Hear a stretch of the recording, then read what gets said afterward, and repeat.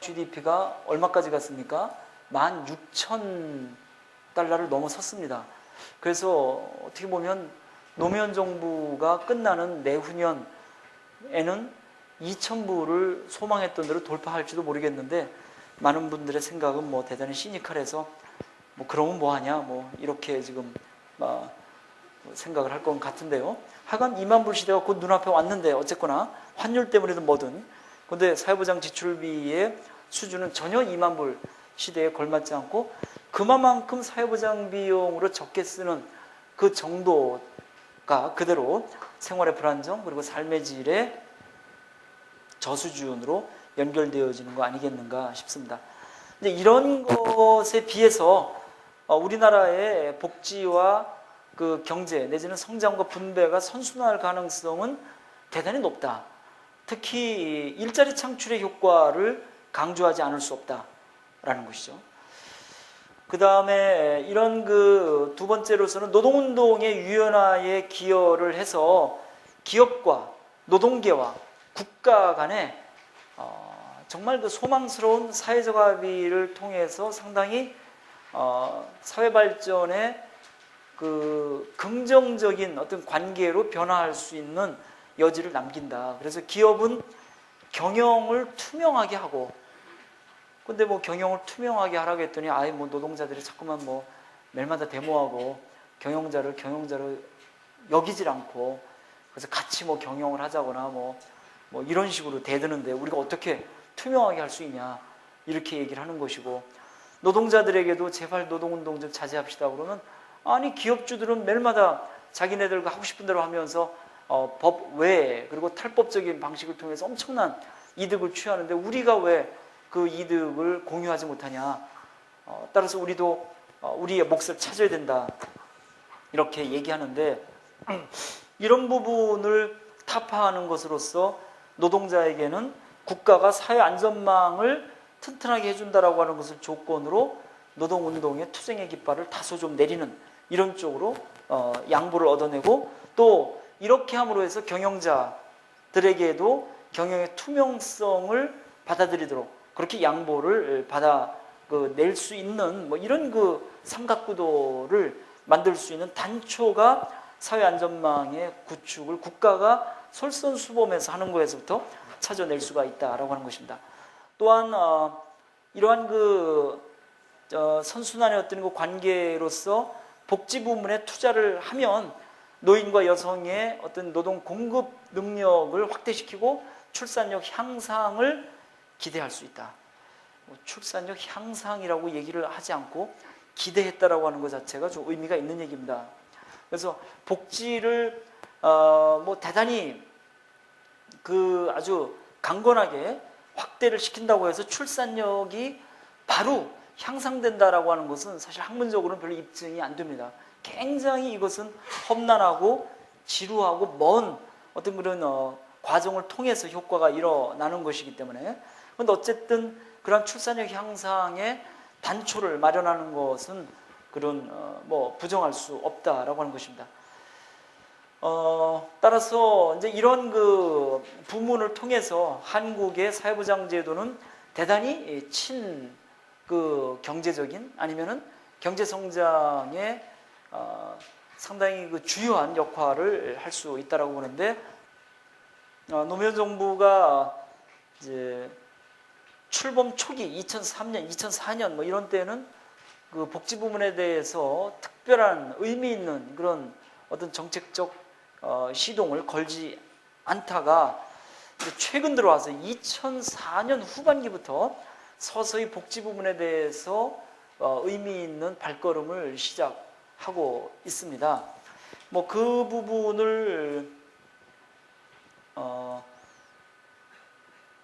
이제 보기 위해서 몇 가지 사실을 좀 확인해 볼 수 있는데, 우선 다 설명을 드릴 수는 없는 것 같고 복지의 성장 동력화라고 하는 그런 그림을 봐주시기 바랍니다. 이것은 노무현 정부가 구체적으로 정책을 펴는 그 부분 이전에 지금까지 말씀드렸던 복지가 성장에 기여할 수 있는 그런 여지를 함축적으로 보여주는 이 그림이라고 생각을 합니다. 즉 주택과 교육과 보건의료, 아동보육, 노인, 장애인 이런 그 주요한 영역에 대해서 복지부문 복지적 시각에 의해서 이 영역의 정책을 확대한다면 우측으로 보면은 이런 것들이 생산 확대 쪽에, 즉 우리의 어떤 공급 분야 쪽에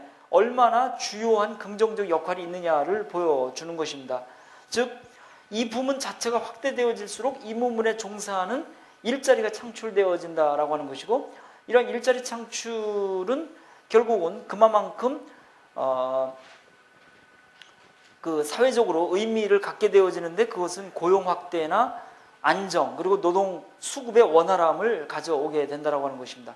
아울러 교육이나 보건의료, 아동보육, 노인, 장애인 쪽의 정책의 확대는 노동력의 질을 향상시키고 노동의 참여율을 더 높이는 거 아니겠습니까? 이걸 통해서 역시 또 고용이 확대되어지고 노동 수급이 원활하게 된다라고 하는 것이죠. 이런 측면에서 전체적으로 그 오른쪽 하단에 있는 것처럼 생산 확대라고 하는 그런 그 결론이 나온다라고 하는 것입니다. 그러나 다시 왼쪽으로 가보게 될 것 같으면 이 부분에 투자를 한다라고 하는 것은 결국 가계 지출을 절감시키는 효과가 있다. 즉 소셜 웨이지가 지급되어지는 것이 되기 때문에 이러므로 해서 상대적으로 구매력을 향상시키게 되어진다. 그리고 아울러 사회적 일자리를 통해서 얻게 된 소득은 그대로 가계 수입의 증대로 직결되어지기 때문에 왼쪽 하단에 있는 것처럼 전체적으로 소비가 확대되어진다라고 하는 것입니다. 따라서 이런 주택교육, 보건의료, 아동보육, 노인, 장애인을 위한 정책을 국가가 주도적으로 확대시킨다라고 하는 것은 생산의 확대와 소비의 확대, 즉 총공급과 총수요에 각각 증대 효과를 내므로 해서 GDP의 그 증대라고 하는 것에 직결되어진다라고 하는 것입니다. 이런 측면에서 복지의 어떤 그 성장 동력화라고 하는 것을 우리는 기본적으로 이해할 수 있어야 되지 않겠는가 싶은 겁니다. 이런 것을 결국 기조에 깔고 정부는 최근 비전 2030이라고 하는 것을 발표하지 않았습니까? 그래서 지난 그 9월 말에 비전 2030을 발표를 했는데, 이 정부의 비전 2030의 기본 구도가 거기에 나와 있는 그림과 같습니다. 즉 경제정책과 사회정책을 일원화시키겠다, 일체화시키겠다라고 하는 것입니다. 그쪽 밑에 두 개의 그림이 두 개의 어떤 축이 있는데, 경제정책의 축과 사회정책의 축이죠. 근데 경제정책도 사회정책적 성격이 대단히 많이 있는 거다. 그래서 경제정책을 그냥 경제성장 이런 걸로만 보지 말고 경제정책 안에서 사회정책적 성격이 있는 거를 찾아내고 그거를 극대화시키자. 즉 경제정책 안에서 소득 분배가 제대로 되어질 수 있는 면이 얼마나 많으냐. 그러니까 노동자 간의 어떤 그 분배, 그리고 이 제조업과 서비스업의 어떤 그 균형적 발전, 그리고 자영업자와 노동자 간의 또 그 소득에 있어서의 어떤 안배, 이런 부분들을 산업 현장에서 경제정책을 통해서 발동을 시킨다고 할 것 같으면 굳이 사회정책을 통해서 인위적으로 소득재 분배를 할 이유가 없다라고 하는 것입니다. 그리고 말씀드렸던 대로 사회정책 안에서 경제정책적 성격들이 대단히 뚜렷하기 때문에 4시 반에 맞춰놓으셔서 그런가요? 경제정책적 성격이 굉장히 뚜렷한 것들이 앞에 복지가 성장 동력화되어질 수 있다고 하는 것에서 보여진 것처럼 많기 때문에 사회정책도 오롯이 이거를 소득재 분배 정책이다, 아니면 내셔널 미니멈을 확보하는 거다, 이런 각도에서만 보지 말고 경제정책적 효과가 있는 경제성장에 동력을 부여하는 이런 쪽으로 봐서 정책을 펴나가자. 그러면 경제정책과 사회정책이라는 것이 분립되어지거나 분절되어진 것이 아니고 거의 일원화되어지는 것으로 이해할 수 있다라고 하는 것입니다. 그래서 뭐 노무현 정부가 1년 반 뒤에는 물러나겠지만 소망컨대는 앞으로 이런 정책 기조를 가지고 계속 나갔으면 좋겠다. 그래서 2030년이 되면 뭐 이 비전 2030에서 보여주는 그때 미래상은 OECD의 사회보장비 지출 수준의 그 평균 수준으로 간다. 즉 그것이 22.8%인데 22.3%인데 22.3%로 2030년에는 가겠다라고 하는 것입니다. 지금의 9%에서. 이걸 가지고 뭐 국민들이 기뻐할지는 잘 모르겠습니다. 2030년이나 돼야 우리는 결국은 OECD 중간치기나 간다. 물론 지금 꼴찌인데 그래도 꼴찌에서 뭐 중간으로 간다니까 기쁜 일이긴 하지만 너무 멀다. 이렇게 생각하는 뭐 분들이 없진 않고, 그러나 또 경제주의자들은 2030년까지 너무 빠르다. 늦춰야 된다. 뭐 이렇게 지금 이 비전 2030을 가지고 서로 입씨름을 하고 있습니다. 최근 정부가 펴고 있는 뭐 정책들을 그 다음 페이지에 그냥 나열을 해봤습니다. 신빈권 해소와 관련해서 뭐 차상위 계층에 대해서 부분급여를 한다거나 EITC 제도라고 하는 그런 그 근로의 경우 소득을 보완해 주는 그런 제도, 그 다음에 각종 그 수당을 좀 더 내실화시키는 부분, 그리고 사회보험의 사각지대를 해소하는 이런 정책들이 이 정부에 의해서 뭐 만족하진 않지만 여러 가지로 좀 추진되어졌고, 특히 최근 들어서 그동안 사회복지 중에서도 가장 후진적인 그런 아동복지 영역이 새롭게 이제 조망받는 모습을 보여주고 있습니다. 뭐 그 영유아 보육이라고 하는 이런 부분에서도 지원이 확대되어져서 뭐 여기에 지금 20대에 만약에 미혼이신 그런 분이 있다면 조금 기대를 해보셔도 되지 않나. 그래서 2010년 정도가 되면 전체 그 영유아 보육 대상 가구의 80%까지 정부가 지원을 하는 그런 지금 목표를 놓고 계속 돈을 쏟아붓고 있습니다. 그리고 뭐 희망 스타트라고 해서 영국의 슈어 스타트 이런 것처럼 빈곤 아동 제로 정책에 가름되어지는 그런 정책을 복지부가 얼마 전에 선언했습니다. 물론 뭐 내용을 뜯어볼 것 같으면은 상당히 부실은 하지만, 그러나 과거에는 뭐 아동과 관련해서 아동복지 정책을 이렇게 펴겠다라고 복지부든 아니면은 대통령이든 이야기를 한 적이 없었다라고 하는 점에서 볼 것 같으면은 그래도 상당한 진전 아닌가 싶고, 뭐 최근 복지부가 또 발표한 것 중에는 아동 발달 계좌 이런 것도 있습니다. 이게 뭐냐? 이것은 아동이 하간 그 부모 밑에 있거나 아니면은 전혀 보호할 그런 부모가 없는 그런 아동이라도 어릴 때서부터 저축을 그 누군가가, 즉 부모가 하거나 아니면은 후견인이 아니면은 독지가가 그 아동을 위해서 하게 되면 국가가 매칭 펀드로 돈을 계속 덧붙여 주겠다라고 하는 것입니다.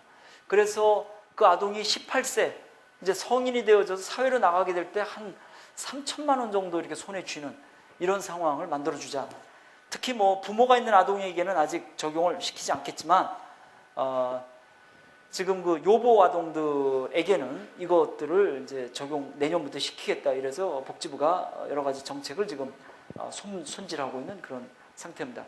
뭐 빈곤 지역의 지역아동센터, 과거에 공부방이었던, 아마 여기에 공부방을 하시는 분이 계시지 않을까 싶은데, 뭐 정말 최근 들어서 급속도로 늘어나고 있고, 지금도 정부가 공식적으로 900개 시설을 지원하고 있고, 그러나 지원하지 않는 시설까지 치면 약 1,100개 정도가 된다고 보는데, 내년에 정부가 1,600개로 지원 시설을 늘리겠다, 이렇게 지금 호언장담을 하고 있습니다.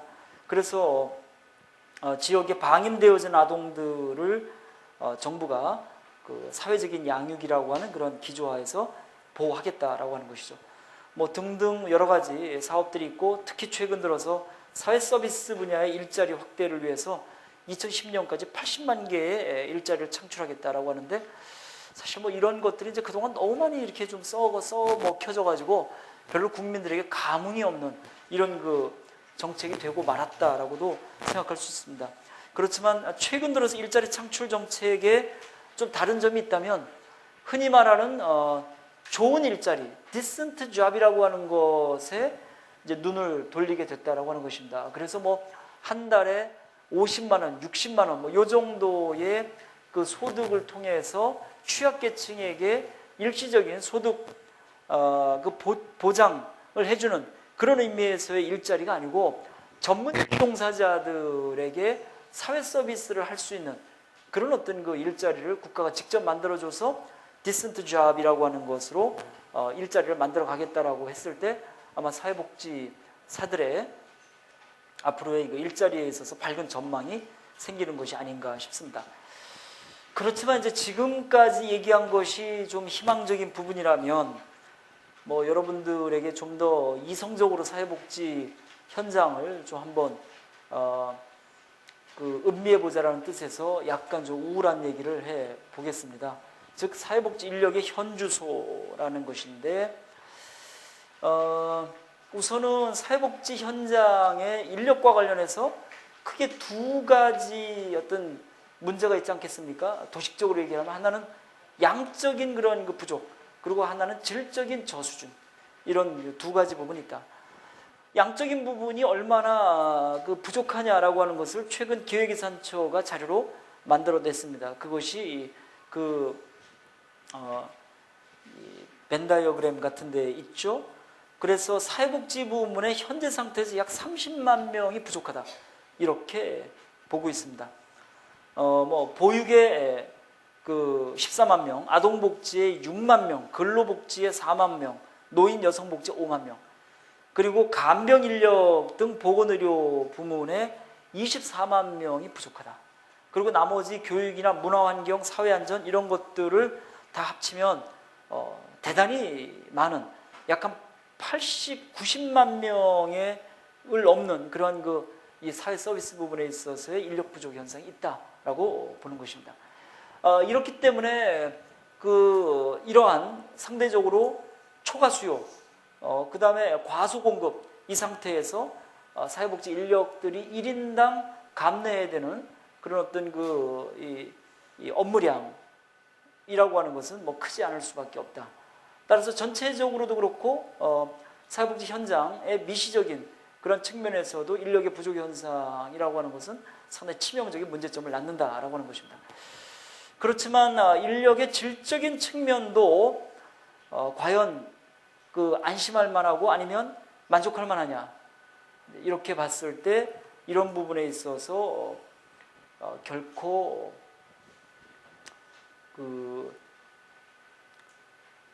만족하지 못한 상당히 어떻게 보면 구조적이고 치명적인 문제점이 있는 거 아닌가 싶습니다.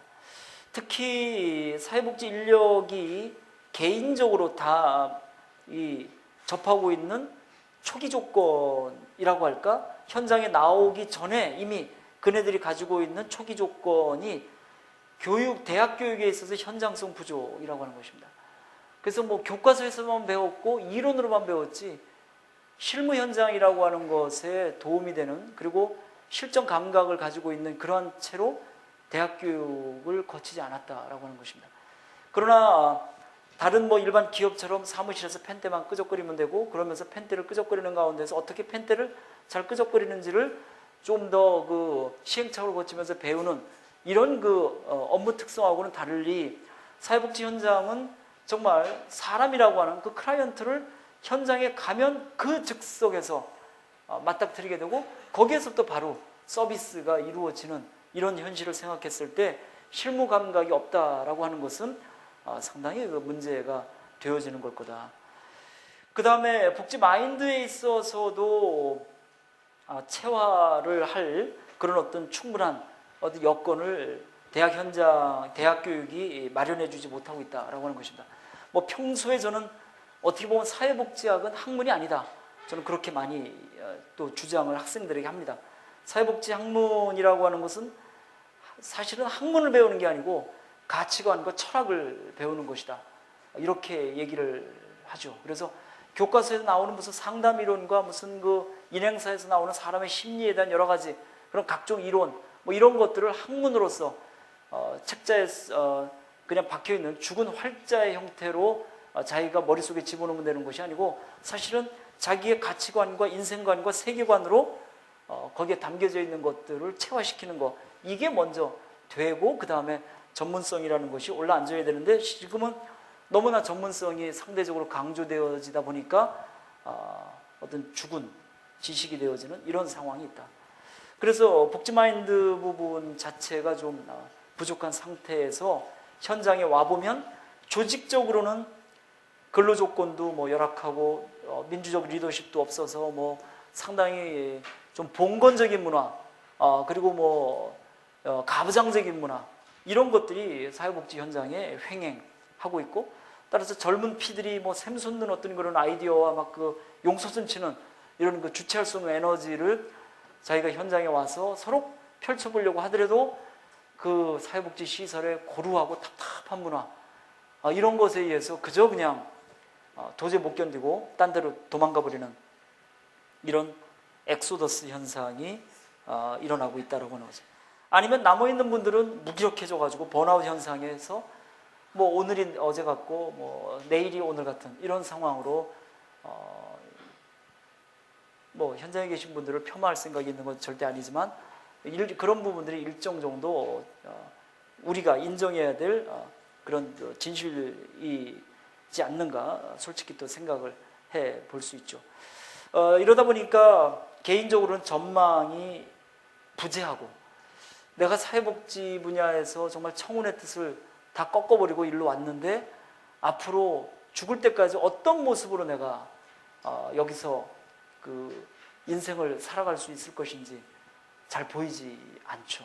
뭐 시설장이라는 경우도 볼 것 같으면은 결국은 법인의 무언가 친인척이 되든지 아니면 법인과 관련이 돼야만 시설장이 되고, 뭐 종교 시설은 다 목사님이나 신부님이나 이런 분들이 시설장이 되고, 그럼 일반 그 평신도 아니면 일반 그런 그 종사자들의 입장에서는 결국은 원장, 시설장 이런 자리는 죽을 때까지 어떻게 보면 올라가 볼 수 없다라고 하는 그런 전망의 상실감, 그리고 현장에서 부딪히는 수많은 케이스에 대해서 대학으로부터 대단히 실전적 그리고 체계적 교육을 받지 못하는 데에서 오는 자연적인 자부심의 어떤 상실, 내가 과연 전문가인가? 내가 사회복지사냐? 아닌 것 같은데, 이런 그 끊임없는 생각들이 결국 의기소침으로 그렇게 나타나면서 소진의 만성화와 이직으로 결국 그 현상이 최종적으로 결과를 드러낸다라고 하는 것입니다. 이런 것들이 개인의 그냥 그 불행으로 끝나는 것은 아니고 조직적으로 이러한 그 구성원들로 되다 보니까 전문기관으로서의 정체성이 부족해서 뭐 사회복지계가 지금 뭐 가정계에도 치이고 무슨 뭐 청소년계에도 치이고 뭐 이렇게 해서 쓸 땅이 없다라고 얘기할 정도로 전문기관으로서의 정체성을 기관 차원에서 보여주지 못하는 일면이 있다라고 하는 것입니다. 아울러 기관 자체가 제도나 환경에 대해서 빠르게 그렇게 파악하거나 그것에 대해서 대응하지 못하고 그저 루틴한 그런 일상적이고 그리고 변함없는 뭐 세상이 어떻게 바뀌고 뭐 제도가 어떻게 바뀌어도 나는 그냥 나의 길을 간다라는 그런 그 굳건함을 가지고 조직은 세상에 그 대응하지 않는 그런 자세로 가면서 사회복지 영역이 그리고 사회복지 기관과 조직이 상당히 후진적인 어떤 그런 여지를 더욱더 날 가능성도 있다라고 하는 것입니다. 그러다 보니까 전반적으로 앞으로 사회정책과 경제정책을 그 통합적으로 운영하면서 그동안에 우리 사회가 가지고 있었던 여러 가지 문제점들을 사회보장 정책의 확대로 인해서 한번 해소해 보겠다라고 의욕적으로 제도를 바꿔본다고 한들 이 제도 자체가 제대로 그 의미를 실현한다라고 하는 것은 어떻게 보면 좀 난망인 이런 상황도 뭐 좀 비관적으로 보면은 예상할 수 있다라고 하는 것입니다. 따라서 개인과 조직과 제도가 이게 서로 불행하게 맞물리면서 악순환적인 그런 구도를 가져가면서 이 안에서의 인력의 전문성 그리고 전문 인력으로서의 어떤 질적 수준 이런 부분들이 제대로 보장받지 못하는 이런 상황도 우리가 한번 생각해 볼 수 있는 냉정한 현실일 수 있다.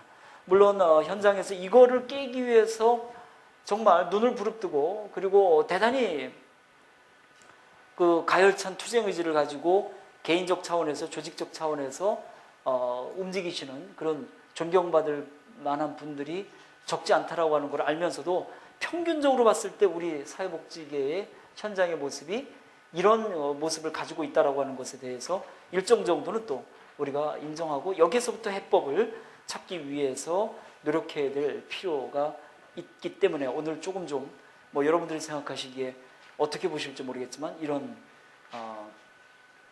좀 적나라한 얘기를 좀 드려봅니다.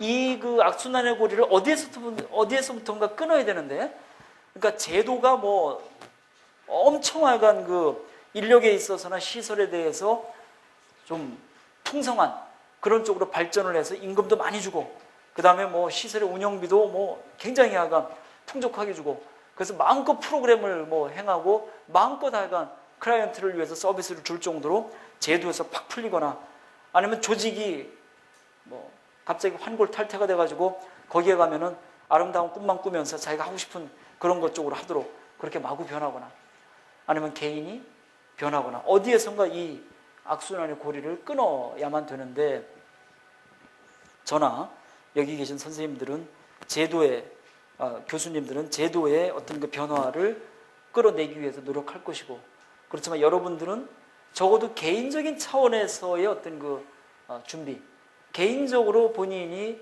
사회복지 현장의 존엄성, 그리고 이 사회복지 현장의 고귀함, 뭐 이런, 그리고 사회복지 가치 자체의 숭고함, 이런 것들을 철저하게 체득하고 체화시키면서 그것을 어떻게 현장에 가서 전문 기술로 풀어낼 것인지에 대해서 깊은 그런 그 끊임없는 담금질을 한 상태로 비록 조직과 제도가 여러분들에게 당장은 여러분들이 생각했던 것만큼의 그 실현감과 그리고 충족감을 주지 않더라도 그러한 것까지도 다 감수하고 여러분들의 능력으로 보완해 나가면서 끝내 우리가 맛봐야 될 그러한 그 사회상, 그리고 여러분들이 결국 도달하고 싶은 그런 목표를 위해서 가멸차게 가는 뭐 이런 그 작업이 여러분들에게는 요망되어진다라고 생각을 합니다. 뭐 그런 것들이 뭐 됐을 때 뭐 거기 맨 끝장에 결국은 이런 전문 인력 현장에서부터 대학의 질 제고와 현장 보수 교육을 강화하면서 변화해서 결국 시설과 기관이 변하고 제도가 변하면서 이런 것들을 통해서 한국 사회가 드디어 21세기에 걸맞는 복지국가로 가는 것이 아닌가. 단순히 제도만 발전한다고, 제도만 뭐 그 발전해서 비용만 22% GDP에 22%만 됐다고 복지국가가 되는 것은 아니고, 이런 인력으로부터의 새로운 각성과 또 새로운 어떤 의지의 그 확인, 뭐 이런 것이 어떻게 보면 가장 소중한 것이다라고 생각을 합니다. 여기에 많은 분들이 어떻게 보면 이미 현장에 계신 분들이고, 그리고 또 여기에 계신 분들은 더욱더 현장에 대한 애착이 많으셔서 여러 가지 어려운 그런 여건에도 불구하고 이러한 그 소중한 꿈을 실현시키기 위해서 여기에 앉아 계시기 때문에, 저는 그냥 뭐 제가 꽃동네 현도사회복지대학교 교수지만 거기에 바로 대학을 고등학교를 졸업하고 뭐 정말 19세, 20세가 되어져 가지고 세상 물정 아무것도 모르고 왜 사회복지를 왔는지 사실은 그거조차 모르는 이런 그 학생들을 대할 때보다 더욱더 소중한 느낌으로 이 자리에 왔습니다.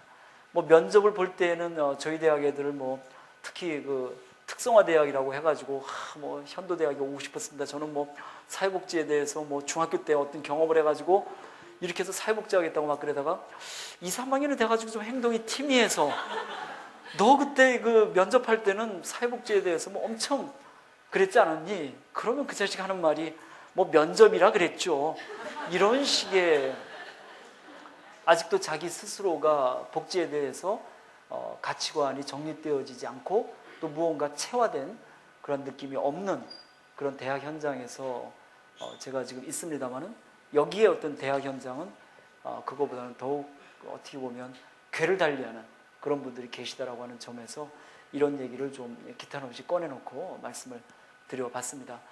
따라서 거시적으로는 정말 어떤 우리 사회 경제 구조에 대해서 과학적 식견과 그리고 객관적 그런 어떤 근거들을 여러분들이 체화시켜서 무장하고 있으면서도 인간의 그 일상사에서 벌어지는 그런 작은 불행과 그리고 작은 어려움들에 대해서도 뜨거운 인간으로 소중하게 여기면서 거기에 가장 적합한 기술을 펴면서 인간의 구원 그리고 더 나아가서 우리 사회의 변혁과 어떻게 보면 사회적 구원을 위해서 소중한 동량이 되실 것을 부탁 말씀드리면서 끝내 그러한 그 희망을 여러분들이 갖고 계시는 한 그리고 그러한 희망을 펼치시기 위해서 노력하시는 한 여러분들이나 저나 한 길을 가는 것이고 그런 의미에서 똑같은 동지적 입장에 있는 것이다라고 봐집니다. 비록 사회복지 현장에 혹 계시지 않더라도 이러한 꿈과 희망을 같이 품는 한 역시 마찬가지의 동지적 관계에 있다라고도 저도 생각을 합니다. 가장 좋은 강사가 제 시간에 딱 들어와가지고 제 시간에 딱 끝내주는 건데 제 시간에 못 들어왔으면서도 제 시간에 끝내주지도 못하는 이런 아주 못된 강사의 전형을 오늘 여러분들에게 보여드려서 죄송합니다. 혹시 다른 분들의 눈총이 좀 두려운 건 있겠지만 한두 분 꼭 질문을 하지 않으면 가시가 돋쳐가지고 집에 가실 수가 없다 이렇게 생각하시는 분이 있으신지요? 네, 그럼 한 분만 좀 받는 거를 양해해 주시겠습니까? 네. 네, 안녕하십니까. 사회복지학과에 다니고 있고요. 2학년의 전현정이라고 합니다. 저는 사회복지를 공부하면서 장차 이제 전문가도 되겠지만 그에 앞서 저 역시 클라이언트 입장에서 있습니다. 클라이언트 입장에서 현장에 방문해서 전문가들하고 면접을 상담을 받다 보면 그 분위기를 많이 느끼게 되는데요. 아까 교수님께서 말씀하신 것처럼 좀 그런 분위기를 많이 좀 느끼게 된 것 같습니다. 근데 제 개인적으로 생각하건대는 여러 가지 원인이 있겠지만 이 강의를 듣다가 문득 떠오른 것이 대부분의 사회복지 기관들이 정부나 어떤 지방자치의 어떤 위탁으로 운영이 되거나 아니면 자체 예산 같은 경우에요. 지원을 받아서 운영되기 때문에 자체적으로 어떤 수익을 창출할 수 있는 모델이 많이 없지 않느냐는 그런 느낌을 많이 받았습니다. 그것에 대해서 이 복지기관 자체가 자기네들이 어떤 그 프로그램을 하기 위해서 어떤 예산 외에 다른 어떤 수익을 창출할 수 있는 물론 비영리 단체이긴 하지만 최소한의 그런 수익 창출할 수 있는 모델을 개발하는 데 대해서 어떻게 생각하시는지 하고요.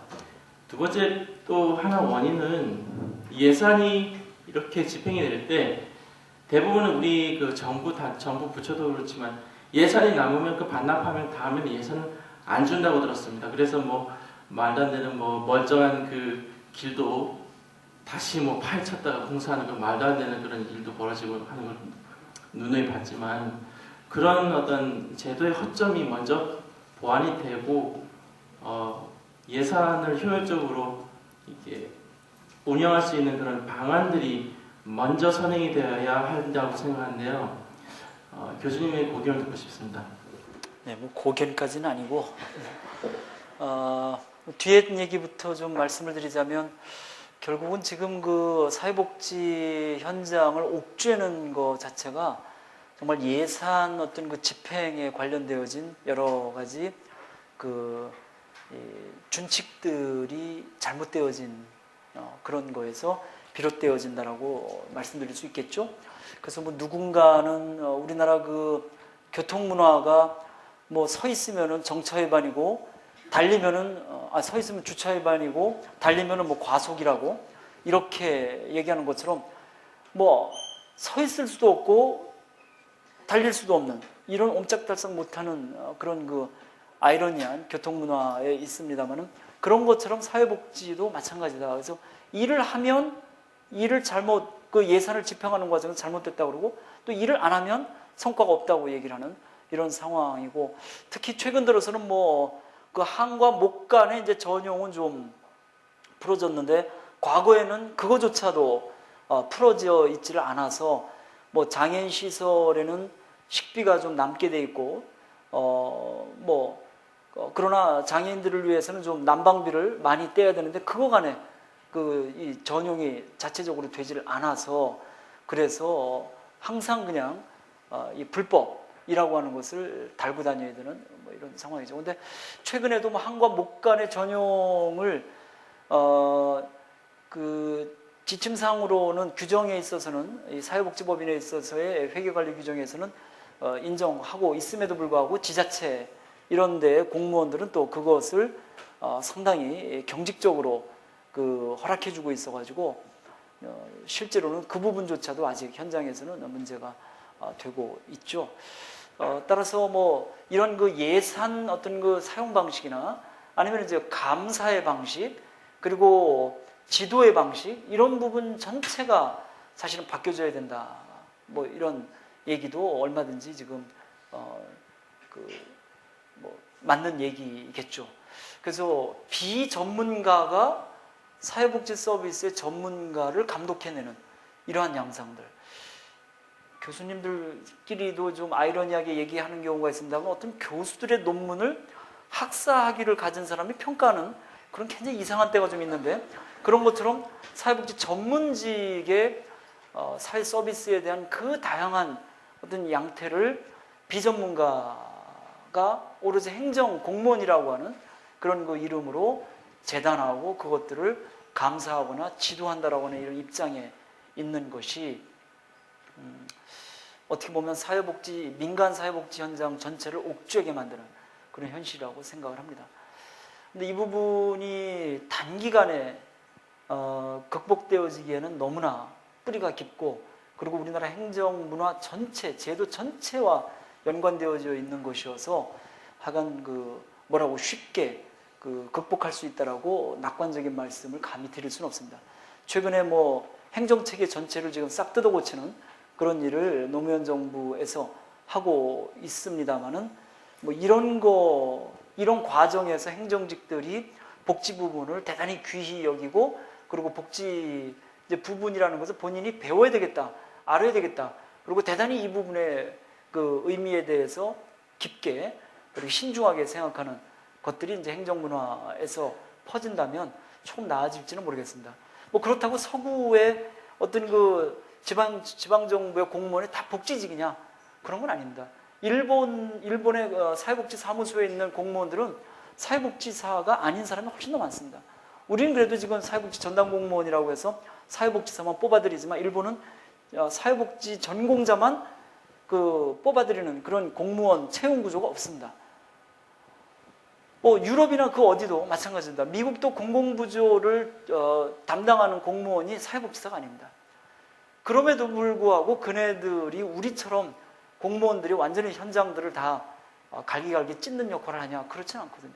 그건 어떻게 보면 행정문화의 그런 그 아주 원숙함이 기본적으로 있는 것이고 또 복지라고 하는 부분을 이 공무원들이 내지는 정부가 대단히 우선순위를 높게 가지고 있고 그 가치를 잘 알고 있기 때문에 이 부분에 대해서 스스로 전문성을 어떤 식으로든지 그 존경하고 그것을 수용하려고 하는 그런 바탕이 깔려 있다라고 하는 데에서도 출발한다고 봐집니다. 이제 그런 면에서 앞으로 어쨌든 행정 문화에서부터 시작해서 인사 시스템이나 행정적 지도, 감독, 예산, 그 집행 시스템 이런 거 전반이 조금씩 더 나아지면서 그 문제는 좀 풀려갈 거라고 생각이 됩니다. 그리고 첫 번째로 뭐 수익 사업에 대한 그런 말씀을 하셨는데 먼저 이게 수익 사업 자체가 좀 양날이 있는 거 아니겠습니까? 그래서 그 수익 사업을 하면 그만큼 재원이 충실해지지만 수익 사업 자체에 또 그 몰두하면서 본래의 그 사회복지 기관으로서의 정체성을 상실하는 이런 그 전형들을 우리는 사회복지관에서 지금 볼 수 있죠. 그래서 값싼 학원으로 희화화되어지는 지금의 종합사회복지관을 우리가 많이 걱정하고 있는데, 그렇다고 해서 종합사회복지관의 그런 그 현실을 또 무시하고 그런 수익 사업을 하지 마라라고 얘기할 수는 없습니다. 따라서 제가 볼 때는 이 기초생활보장 대상자 등 그 사회적 취약계층 중에서 그 소득 수준이 낮은 자들을 위한 서비스에 대해서는 충분한 재원을 국가와 지방정부가 보장해 줘야 된다. 그래서 그분들을 위해서 사업을 하는 그 기본 인프라와 인적 그 어떤 충원, 인적으로 그